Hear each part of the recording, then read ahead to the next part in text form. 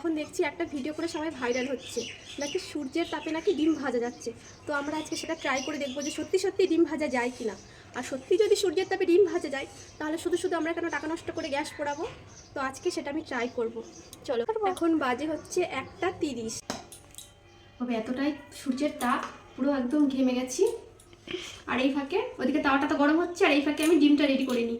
তার জন্য পেঁয়াজ আর লঙ্কা কেটে নিয়েছি, লবণ হলুদ দিলাম। এবার ডিমটা আমি ফেটিয়ে নেব। এখন 2টো বাজে। তো তারপরে যে প্রথমেই আমি এই যে তাওয়াতে তেলটা দিয়ে দেবো, তারপর তেলটা একটু ছড়িয়ে ডিমটা দিয়ে দেবো।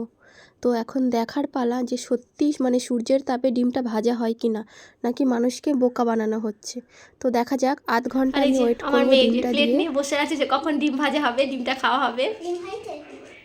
না বাবা, হচ্ছে, দেখি কতটা হয়। দেখো ভাইরালের নেশায় কিভাবে মিথ্যা কথা বলে মানুষকে ঠকানো হচ্ছে, যেমন ডিম তেমনই রয়েছে।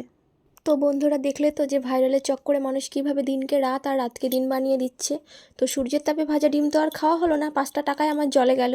তো ভিডিওটা করা আমার মেয়ের জন্য, ও হচ্ছে ইউটিউব বা ফেসবুকে মানে ভিডিওটা দেখেছিল যে এরকম সূর্যের তাপে সবাই ডিম ভাজা করে খাচ্ছে, সেই থেকে আমাকে বলে যাচ্ছে যে মাম্মাম তুমিও করো তুমিও করো। তো স্পেশালি মেয়েকে দেখানো যে সব ভিডিও সবসময় সত্যি হয় না।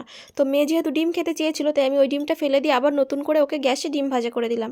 তো ভিডিওটা ভালো লাগলে তোমরা লাইক করে আমার চ্যানেলটাকে সাবস্ক্রাইব করে দিও। টাটা।